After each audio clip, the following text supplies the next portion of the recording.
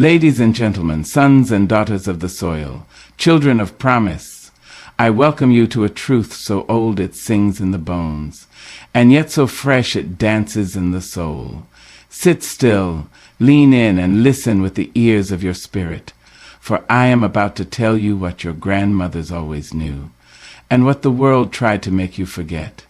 You see, God didn't just give us earth to walk on. He gave us the elements, the sacred tools of his wisdom. And when you mix two of his holiest gifts, salt and honey, you awaken something the world cannot contain. I'm here to tell you, mix salt with honey, and in 7 days you will begin to see abundance bloom like roses after the rain. Salt, my dear child, is older than your questions and wiser than your worries. It is the mineral that remembers the beginning of time, that remembers when the seas were young and the mountains were still sleeping in the belly of the earth.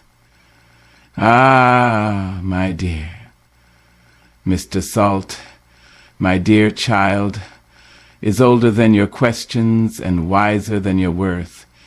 You awaken something that begins with a sigh, and the mountains were still, sleeping in the belly of the earth.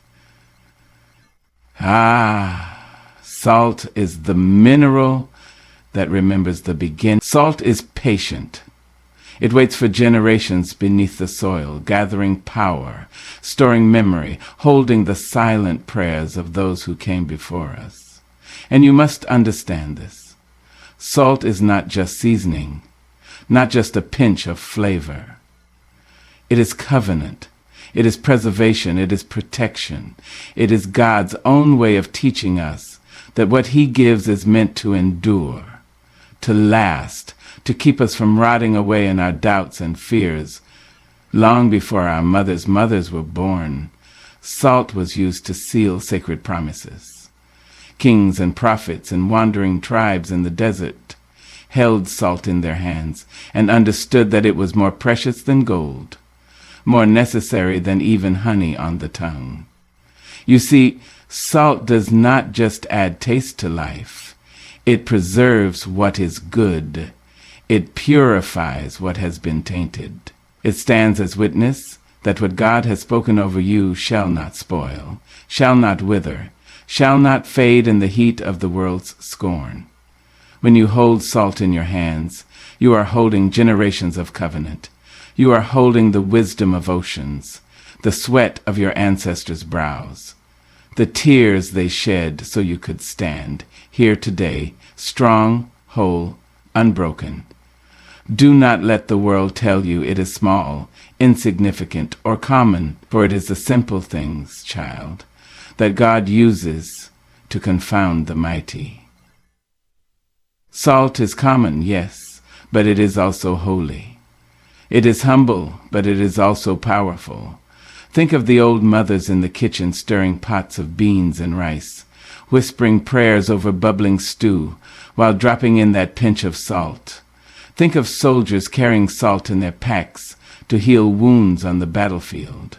Think of babies born into this harsh world, rubbed with salt in ancient tradition to guard them from harm, to remind the devil he cannot touch what God has set apart. That is salt, my dear one, a barrier, a promise, a shield and a bridge, all at once.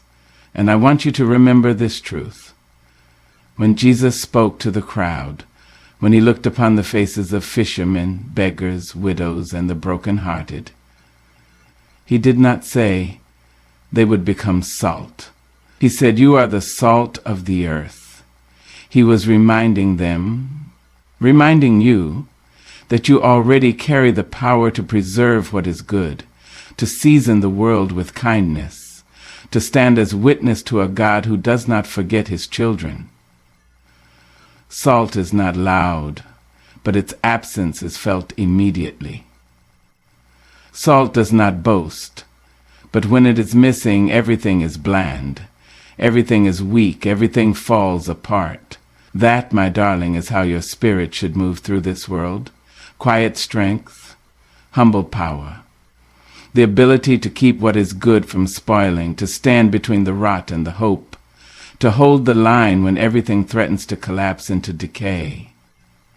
And yes, salt can sting. When poured on a wound, it burns like fire. But do not curse that burn. It is the sting that heals, the pain that purifies, the cleansing that prevents the wound from turning rotten. Your words, your truth, your very life must sometimes be salt in the wounds of this world. Painful, yes, but necessary to bring healing, to keep the soul from growing gangrene with bitterness and hate. I tell you, don't you shrink from your calling. Don't you dull your shine so others can stay comfortable. You are salt. You are necessary. You are chosen to stand watch over the blessings God has given you, to protect the goodness He has planted in your spirit, in your family, in your future. And when you mix that salt with honey, you do something miraculous. You remind the universe that life is both bitter and sweet, that preservation is holy, and that healing flows from the hand of the Almighty. Salt by itself is strong, but honey gives it mercy. Together, they transform every bitter trial into a sweet testimony. Child, you are not here by accident. You are not here just to watch others feast. You are not here just to watch others feast. You are here to keep the feast from spoiling. You are here to remind the world that what God makes is good, and that it stays good when you guard it with holy salt. So sprinkle a little on your doorstep. Stir a pinch into your prayers. Rub it gently on your heart, where old wounds still ache. Let salt remind you of the covenant you have with the God who loves you too much to let you spoil, too much to let you be trampled underfoot. God is integral. God is integral. To love the world you spoil, too much to let you spoil, too much to let you be trampled underfoot, under pressure of bondage to selflessness, to selflessness, to selflessness, to selflessness, to selflessness, to selfless. You, my dear, are the salt of the earth. Walk proud, walk humble. Walk knowing that in your quiet, in your strength, in your steadfast preservation of all that is holy and good, you carry a power older than the mountains and more enduring than the seas. Let the world taste and see. Let them know you by the flavor of your love, by the preservation of your hope, by the strength of your soul. For salt may be silent, but its presence changes everything. And so do you. Honey, let me tell you something about combining salt with honey, about setting your intention and stirring them together like a sacred potion in the palm of your hand. When you do this, you aren't just performing some ritual you read about. You are declaring with every grain and every drop that you are ready for transformation, that you are ready to let God take your bitterness and make it sweet, your trials and turn them into triumphs, your empty table and lay a feast upon it that will make your enemies hush with astonishment. Day one is where you begin, shaky maybe, unsure perhaps, wondering whether this simple act could change the course of your life. And child, I say to you, that is exactly how faith moves. Not with trumpets and fireworks, but with the quiet courage of a soul whispering, I am ready. That is all God needs. A whisper, a willing heart, the smallest crack in your doubt, so He can let in His light. You take that spoonful of honey, golden and thick like liquid sunshine, and you honor it. You don't rush.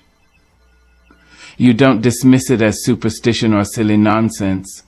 No, you respect it as a gift, because every sweet thing that comes from the earth is a reminder that God intends for you to know joy, to taste goodness, to smile even after the tears have fallen for years.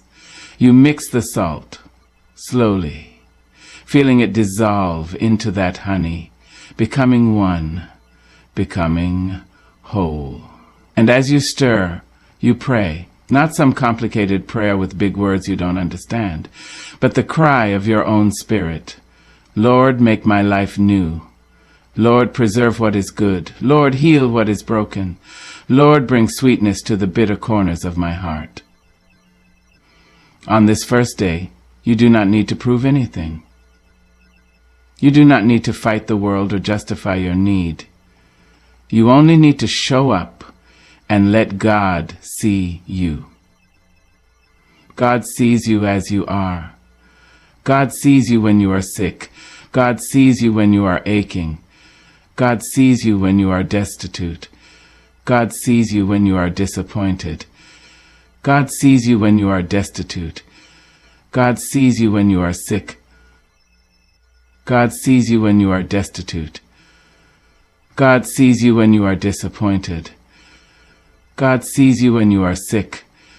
God sees you. You only need to place your hands on what He has given you and say, yes, I am willing. That is enough. You rub that mixture on your wrists because your hands carry your story into the world. They hold your children. They sweep your floor. They work your fields. They lift in praise when you feel the Holy Spirit rising in your bones. You put a dab on your doorpost because your home is your sanctuary, and every door you walk through should be blessed, guarded, and claimed in the name of divine abundance. You let the smell rise and fill your home so that every evil spirit lurking in the shadows will flee, knowing you are covered in the promises of God. On this first day, you begin to notice something. Maybe it's small. The tension in your chest loosens just a little. Maybe you hear laughter where there was only silence before. Maybe the sun seems brighter, or the song of the morning bird a little sweeter. Child, do not dismiss these signs. God speaks in whispers first, testing your heart to see if you will listen, if you will notice, if you will say, thank you for the small before He gives you the large. And I want you to know, our ancestors, the ones who walked barefoot on blistering earth and still praised God with cracked lips, that their prayers were not in vain, because you are here continuing the journey, carrying the torch, lifting your hands and declaring victory before it comes. This is the beginning, and beginnings are holy. They may be messy, they may be small, they may feel foolish, but they are holy because they carry the seed of what is yet to come.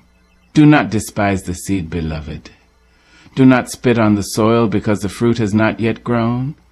Plant it with faith. Water it with gratitude. Let the salt and honey mixture be your first watering, the first kiss of the morning rain that coaxes green from dry ground. Some will laugh at you. Some will tell you you're wasting your time. Let them laugh. Let them chatter.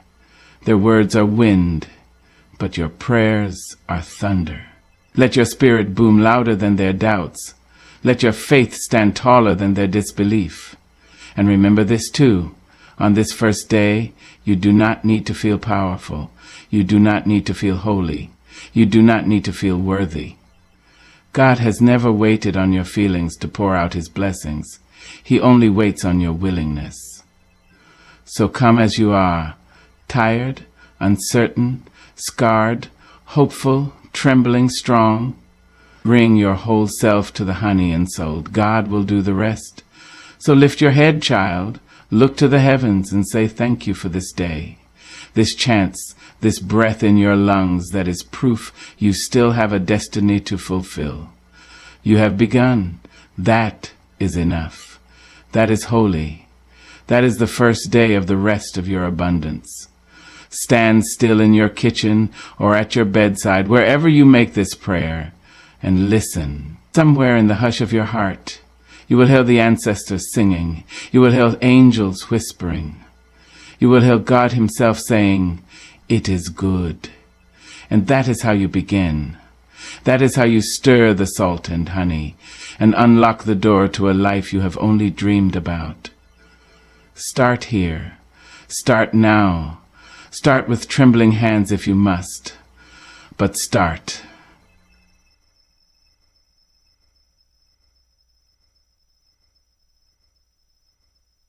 On the third day, child, something stirs in the air around you. You may not see it with your eyes, but your spirit feels the shift, like the hush before a summer storm, like the crackle of lightning in the distance.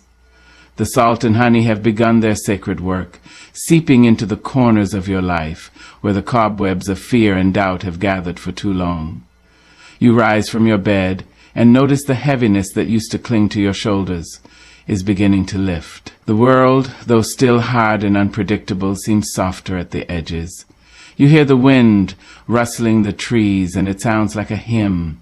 You taste your morning tea, and it feels like hope slipping down your throat, warming the cold spaces that life's trials carved in your chest. Oh yes, baby, this is the day when doors begin to creak open, not with grand fanfare, but with the holy hush of divine timing. You might receive a phone call from someone you haven't heard from in years, offering you a chance to mend old wounds. You might see an email appear like a dove at your window, carrying news of a job, an opportunity, a blessing you thought would never come. Don't brush these moments aside. Don't call them coincidence. Remember, coincidence is just God's way of remaining anonymous. On this third day, your prayers start to bloom, slowly, tenderly, like a rose pushing through the cracked sidewalk of your struggles. You have mixed your salt and honey with trembling faith, and now, like yeast in the dough, it is rising, transforming what was flat and ordinary into something abundant, something nourishing, something that will feed your soul and the souls of those around you. I know you've been weary. I know you've cried into your pillow at night, asking why doors stayed locked, why every turn seemed to lead to another dead end. But listen to me, child. Sometimes God doesn't open the door because he is strengthening your knock. He is building your muscles of faith, fortifying your spirit, teaching you the song of persistence, so that when the door does open, you will walk through with a spine made of iron and a heart made of gold.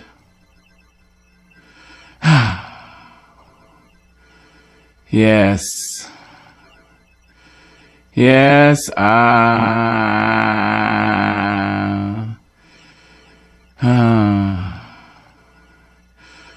made you smart, sometimes made you smart, sometimes made you smart, forbearing you. You see, on this third day, something deeper than chance is at work. Heaven has been watching your small acts of devotion. The angels have been leaning over the balcony of eternity, whispering, "Look at her. Look at him, still believing, still hoping, still mixing salt and honey when the world calls it foolish." And the heavens cannot resist a faithful soul. It is here, in the quiet of this third day, that you must stand guard over your mind. Doubt will creep in like a thief, whispering, "This is nonsense, nothing is changing, you are still stuck, still broke, still broken." But you look that lie square in the face and say, "I have planted my seed. I have stirred my mixture. I have spoken to my God, and I will not waver." Some days the evidence of blessing does not come as fireworks in the sky, but as a small breeze that cools your fevered brow. That is how the third day works. It is subtle. It is delicate. It is the hand of God brushing against your cheek, saying, I am here, I am working. Trust the process. This is the day to keep your eyes wide, your heart open, your spirit anchored in gratitude. Sing hymns as you wash your dishes. Sing softly as you fold your clothes. Leave that dab of salt and honey mixture on your wrists, on your doorpost, as a reminder that abundance is not only coming, it is already seeping through the cracks of your life, like dawn breaking after the longest night. Don't let impatience choke your blessing. Don't dig up the seed because you cannot yet see the shoot. Everything grows beneath the surface first, in the hidden dark, where God molds and shapes the miracle, so it will be strong enough to bear the weight of your destiny. I want you to remember, child, that the third day is sacred. It is the day of resurrection, the day when hope rises from the grave of doubt, the day when what was dead in you begins to breathe again. Hold your head high. Walk with your shoulders back. Speak blessing over your home, your family, your future. Proclaim abundance even if your pockets are empty, because faith is not about what you see. It is about what you know in your bones, even when the world calls you foolish. Of all, be grateful. Thank God for the small signs, the subtle shifts, the quiet miracles. Gratitude is the magnet for blessings. A thankful heart is the soil where abundance takes root and blossoms into a harvest so great you will not have room enough to store it. So, on this third day, keep stirring your salt and honey. Keep praying. Keep watching. The door is opening. The blessing is coming. And when it arrives, you will look back and remember this day. The day you chose to believe in the soft, steady whisper of God, rather than the loud, hollow voices of your fear.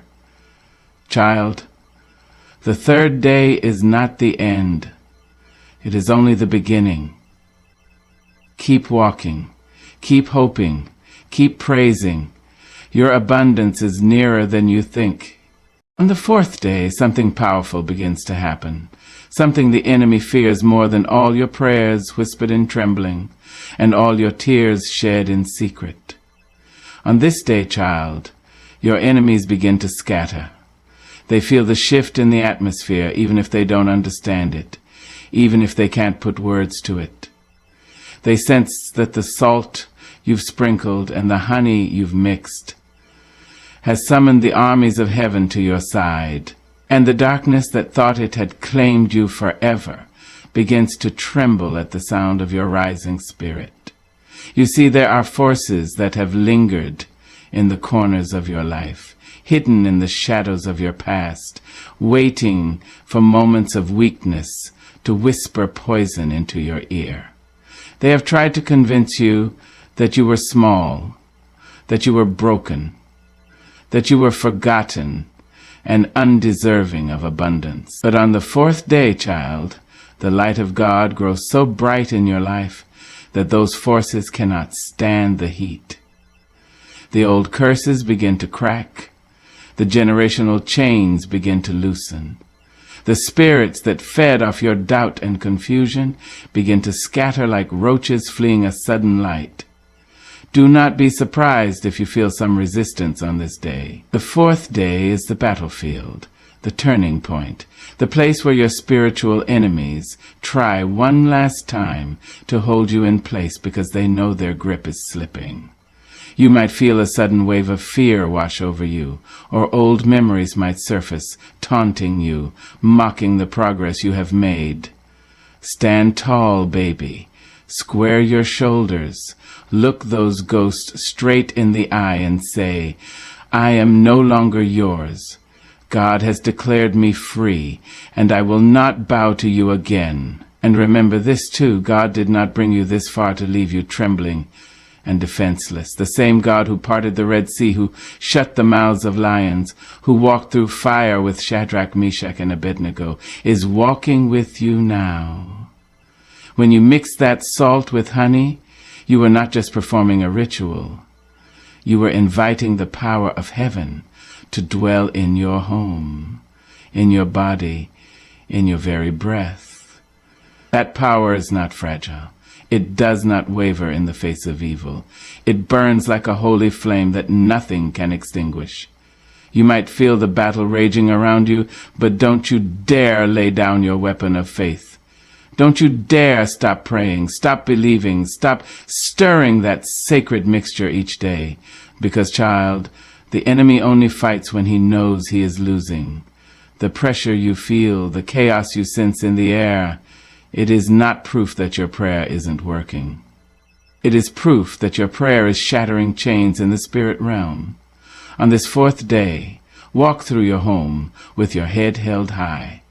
Touch every doorframe, every window, every wall, and say, "This place is blessed. No evil shall enter. No harm shall befall my family. Every plan of the enemy is broken. Every curse is canceled. Every shadow is cast out by the light of God's glory." Let your voice ring through your rooms like a bell that calls angels to attention. Let your hands do terror. If you feel fear rise, remind yourself that fear is a liar. It is the weapon of your enemy. But you have been given weapons of your own. The salt that preserves, the honey that heals, the word of God that never returns void. Use them boldly. Do not wait for permission to declare your freedom. You are a child of the Most High God, and your inheritance is victory, peace, and abundance. This day is the day when old patterns begin to break. The toxic people who drained your energy and fed off your kindness begin to back away. The burdens that weighed heavy on your back begin to lift. And yes, sometimes you will feel alone in this moment, because God is removing the dead branches so you can grow new leaves. Do not mourn what falls away. Do not cling to what God is cutting off. Sometimes the path to abundance requires pruning, requires letting go, requires cleaning the wounds, and tearing out the rot so something stronger can grow in its place. This is the fourth day's holy work, the cleansing, the purging, the setting right of things that were crooked in your life. Stand firm, child. Stand strong. Remember that God did not give you a spirit of fear, but of power, love, and a sound mind. And with that power, you speak over your life and say, "No weapon formed against me shall prosper. No evil shall stand against the light of God in me. No tongue that rises against me in judgment shall succeed." Speak it until you believe it.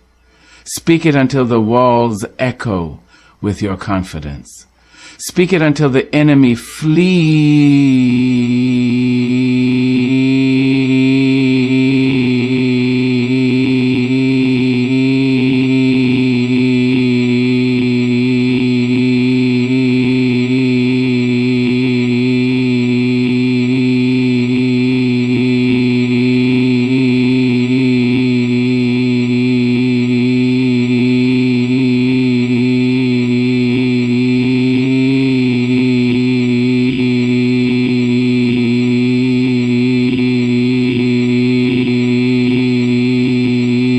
Because this, my child, is the promise of the fourth day, that God will scatter your enemies before you, that he will set a table in the presence of those who wished you harm, that he will turn every weapon formed against you into ashes beneath your feet.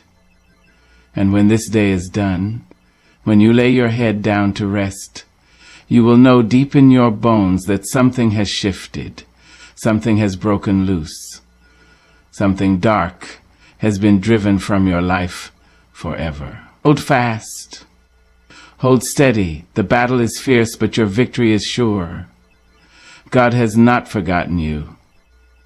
The salt and honey have done their work, and the light is driving out the darkness. Child, you are stepping into freedom, and soon you will step into abundance. Now comes the seventh day. A sacred hush falls upon your spirit, like the stillness of morning before the birds begin to sing. You've come a long way, baby. You've prayed and believed. You've stirred the salt and honey with trembling hope, with a faith both fragile and fierce. And now, you don't ask for anything. No begging, no pleading, no bargaining. On this day, you simply say thank you. Thank you for the doors that opened and the ones that stayed shut for my protection. Thank you for the doors that opened and the ones that stayed shut for my protection. Thank you for the doors that opened and the ones that stayed shut for my protection. Thank you for the doors that opened and the ones that stayed shut for my protection. Thank you for the doors that opened and the ones that stayed shut for my protection. Thank you for the doors that opened and the ones that stayed shut for my protection. Thank you for the peace that fell like soft rain after long storms of confusion. Thank you for the unseen battles you fought on my behalf. Thank you for being God, even when I didn't understand your ways. The seventh day is not about action. It's about recognition. It's about standing in stillness and seeing, really seeing, that abundance is not a destination, but a revelation. You don't have to chase what's already been assigned to you. You only have to become aware of it. The veil has been lifted. The seed has taken root. The honey and salt have done their holy dance. And now it's time to rest in the divine truth that God is faithful. Because you know the rain already came.